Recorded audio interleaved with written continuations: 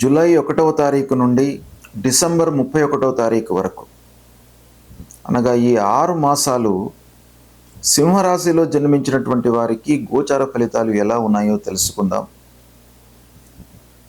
ఈ 6 మాసాలలో 18 అక్టోబర్ వరకు ఏకాదశ స్థానంలో గురువు సంచరిస్తున్నాడు.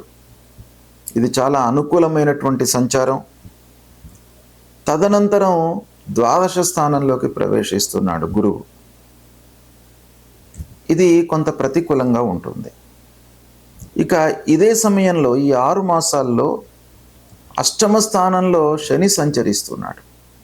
శని ప్రతికూలంగా ఉన్నాడు సింహరాశి వారికి. తర్వాత రాహువు సప్తమ స్థానంలో ప్రతికూలంగా ఉన్నాడు. జన్మస్థానంలో కేతువు కూడాను ప్రతికూలంగా ఉన్నాడు. అంటే ఈ 4 ముఖ్యమైనటువంటి గ్రహాల లోపల గురువు అక్టోబర్ 18 వరకు అనుకూలంగా ఉన్నాడు. గురు ప్రభావము, తద్వారా మంచి పనులు జరుగుతాయి. అయితే మిగతా గ్రహాలు, శని అష్టమంలో ఉన్నాడు, రాహు కేతువులు బాగలేరు. దీన్ని మనం దృష్టిలో పెట్టుకొని ఫలితాలు ఎలా ఉంటాయి అనేటువంటిది మనం ఆలోచించినట్టయితే, ఏకాదశంలో సంచరిస్తున్నప్పుడు ఆ గురువు అష్టమంలో ఉన్నా కూడాను, సప్తమంలో రాహువు, జన్మస్థానంలో కేతు ఉన్నా కూడాను మనకు శుభ ఫలితాలు, సంపూర్ణ శుభగ్రహమైనటువంటి ఆ గురువు యొక్క ప్రభావం మనకు ఎక్కువగా ఉంటుంది. ఈ స్థానం కూడాను ఏకాదశ స్థానం గనుక గురు ప్రభావంతో మీకు కొన్ని పనులు జరిగే అవకాశాలు ఉన్నాయి. సమాజంలో గౌరవ ప్రతిష్టలను పొందుతారు, మంచి పేరును సంపాదిస్తారు. చేసేటువంటి పని లోపల అన్ని విధాలుగా మీకు కలిసి వస్తుంది, సంతృప్తిగా ఉంటారు. శారీరకంగా ఆనందంగా ఉంటారు, ఉత్తేజంతో పనులు చేస్తారు, ఉల్లాసంగా ఉంటారు. ఇలా ప్రతి పని లోపల కూడాను ఏకాదశ స్థానంలో సంచరిస్తున్నప్పుడు మీకు రిజల్ట్స్ అనేవి అనుకూలంగా ఉంటాయి. ఇకపోతే ఈ ఏకాదశ స్థానంలో ప్రత్యేకమైనటువంటి లక్షణం ఏంటంటే, మీకు ఎవరైతే శత్రువులు ఉన్నారో వాళ్ళ మూలకంగా కూడాను మీకు మంచి జరిగే అవకాశాలు ఉంటాయి. అంటే వాళ్ళు మీకు హాని చేయాలి అనేటువంటి తలంపుతో ఉంటారు, కానీ వాళ్ళ నిర్ణయం అనేటువంటిది మీకు కలిసి వస్తుంది. అది ఒక ప్లస్ పాయింట్ మీకు. ఇక గురువులు, పెద్దలు, సమాజంలో మంచి స్థితిలో ఉన్నటువంటి వారితో సంబంధాలు ఏర్పడతాయి. సంతోషంగా మీరు ఉండడానికి అవకాశాలు ఉంటాయి. అనుభవజ్ఞులతో సలహాలు తీసుకుంటారు. పిల్లలను మంచి సంస్థలలో చేర్పించడానికి అవకాశాలు ఉంటాయి. హయ్యర్ ఎడ్యుకేషన్ కొరకై మీరు పిల్లల విషయంలో చేసే ప్రయత్నాలన్నీ కూడాను చేస్తారు. వివాహాది శుభకార్యాలు జరిగే అవకాశాలు ఉంటాయి ఈ సమయంలో. సంతాన ప్రాప్తి, ఉద్యోగ ప్రాప్తి, ఇలా అన్ని రకాలుగా కూడాను మీకు ఏకాదశ స్థానం బాగా కలిసి వస్తుంది. అయితే ఇదే సమయంలో ఒక పక్కన శని కూడాను అష్టమంలో ఉన్నాడు. అష్టమ శని మిమ్మల్ని వెనక్కి లాగుతూ ఉంటాడు, ఆకస్మికమైనటువంటి ఇబ్బందులను కలిగిస్తాడు. కాబట్టి దాన్ని, ఆ రాహుకేతుల సంచారాన్ని ఈ గురువు పాజిటివ్గా ఉన్నటువంటి సంచారము కొంత రెక్టిఫై చేస్తుంది. కనుక ఆ అనర్థాన్ని కొంచెం తగ్గించే అవకాశాలు ఉంటాయి గురు సంచారం మూలకంగా. ఇక అక్టోబర్ నుండి డిసెంబర్ వరకు, అక్టోబర్ 18 నుండి డిసెంబర్ వరకు ద్వాదశ స్థానంలోకి ఎంటర్ అవుతున్నాడు గురువు.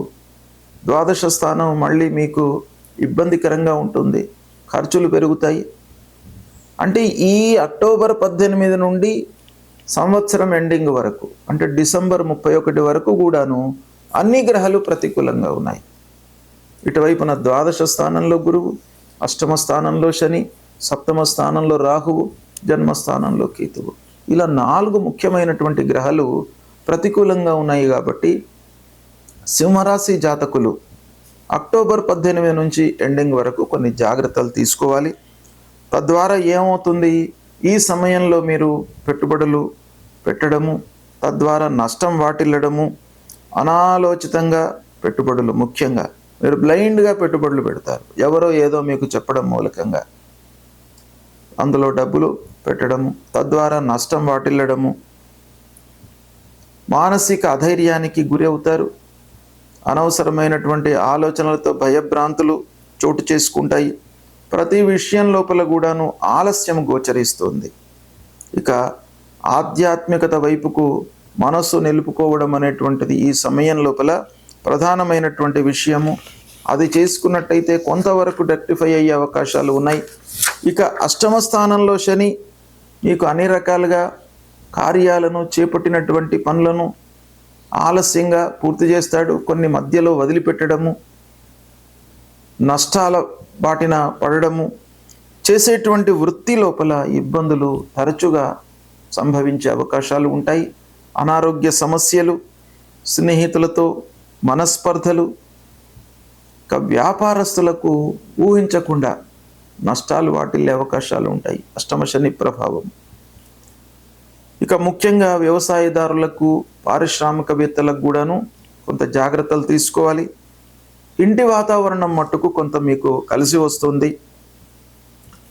ముఖ్యంగా ఈ సమయం లోపల మీరు అనవసరమైనటువంటి విషయాలలో తలదూర్చకుండా ఉండాలి. తద్వారా కొన్నిటిని మీరు అవాయిడ్ చేసుకోవడానికి అవకాశాలు ఉంటాయి. కుటుంబంలో భార్య పిల్లలతో, కుటుంబ పెద్దలతో స్నేహంగా, ఆప్యాయతతో ఉండడానికై మీరు ప్రయత్నాలు బాగా చేయాలి.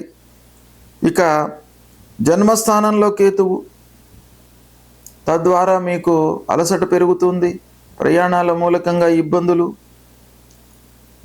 జాయింట్గా ఏదైనా పని చేస్తున్నప్పుడు మీకు ఇబ్బందులు కలిగే అవకాశాలు ఉంటాయి.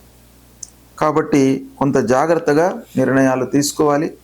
అయితే ఈ సమయంలో ముఖ్యంగా అక్టోబర్ 18 వరకు గురు ప్రభావం మూలకంగా మీరు ఏదో రకంగా నెట్టుకు వస్తారు, లాభాలు అందుతాయి, సంతృప్తిగా ఉంటారు.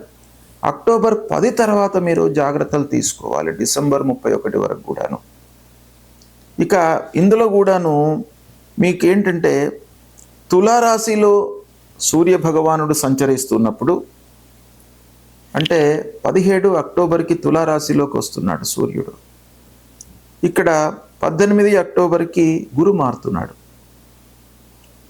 ఈ యొక్క మాసం అంటే అక్టోబర్ 18 నుంచి నవంబర్ 18 సూర్యుడి యొక్క అనుకూలత ఉంది. కాబట్టి ఈ దుష్ప్రభావం కొంత తగ్గే అవకాశాలు ఉన్నాయి. ఇక దాని తర్వాత మళ్ళీ మంత్ ఎండింగ్ లోపల, అంటే ఈ అక్టోబర్ నవంబర్ ఆ సంధి లోపల కొన్ని మీకు మంచి పనులు జరిగేటువంటి అవకాశాలు ఉన్నాయి. కాబట్టి ఈ విధంగా సింహరాశి వారు ప్రారంభంలో అక్టోబర్ వరకు మీకు బాగానే ఉంటుంది. అక్టోబర్ 18 తర్వాత కొంత జాగ్రత్తలు తీసుకోండి. ఈ సమయాన్ని సద్వినియోగపరుచుకున్నట్టయితే నష్టాలను, కష్టాలను అధిగమించేటువంటి అవకాశాలు ఉంటాయి. గ్రహస్థితి ప్రతికూలంగా ఉన్నప్పుడు, అంటే అనానుకూల స్థానాలలో ముఖ్యమైనటువంటి గ్రహాలు సంచరిస్తున్నప్పుడు మనము ఆ గ్రహాలను ప్రీతి చేసుకోవడానికై కొన్ని మార్గాలను అన్వేషించాలి. అందులో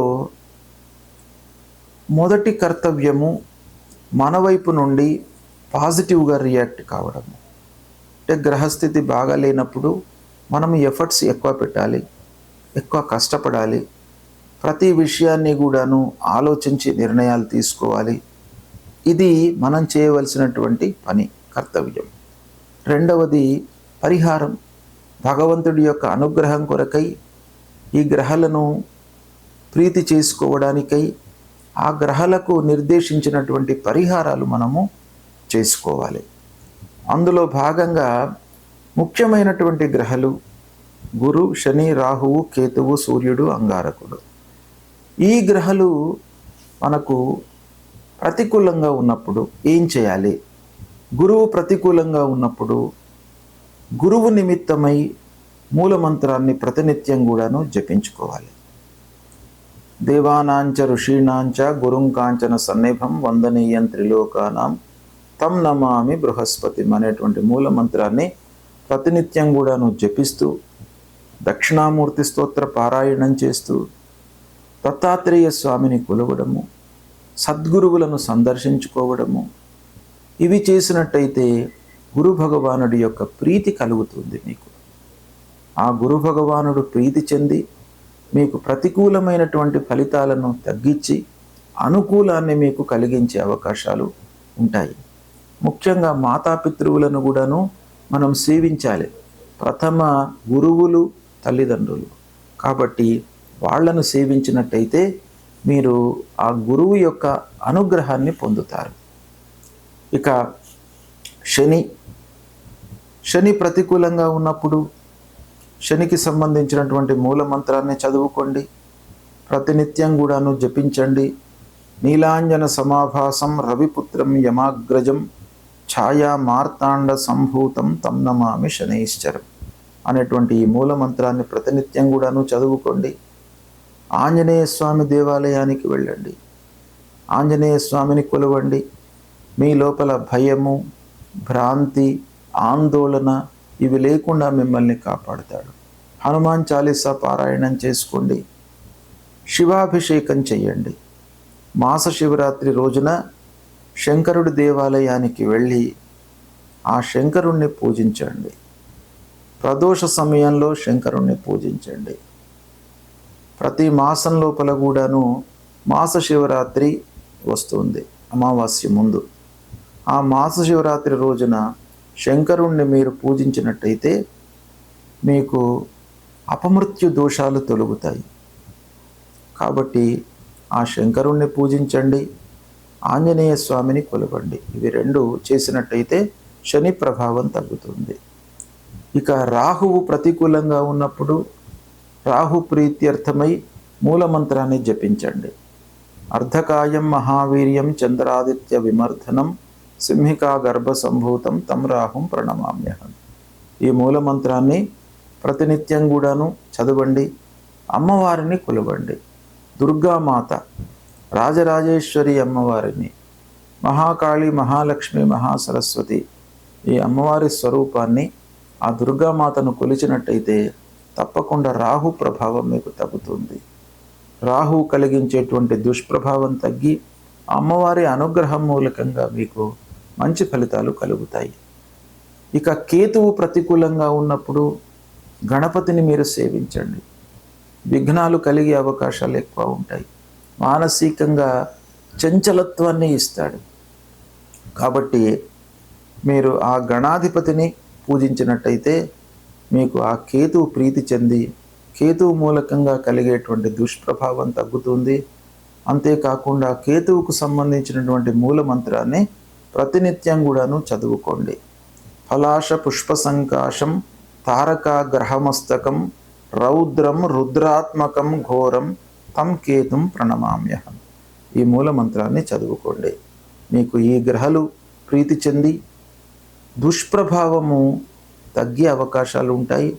కాబట్టి ఈ ప్రతికూలంగా ఉన్నప్పుడు ఆ భగవంతుణ్ణి కొలవడము, కీర్తన చేయడము, లలితా సహస్రనామ పారాయణం చేయడము, విష్ణు సహస్రనామ పారాయణం చేయడము, సూర్య నమస్కారాలు చేయడము, సుబ్రహ్మణ్య స్వామిని కొలవడము ఇలాంటివి మీరు చేపట్టినట్టయితే ఆ గ్రహాల మూలకంగా కలిగేటువంటి దుష్ప్రభావము పూర్తిగా నిర్వీర్యమవుతుంది. ఆ భగవంతుడి యొక్క అనుగ్రహానికి మీరు పాత్రులవుతారు. శుభ ఫలితాలను పొందుతారు.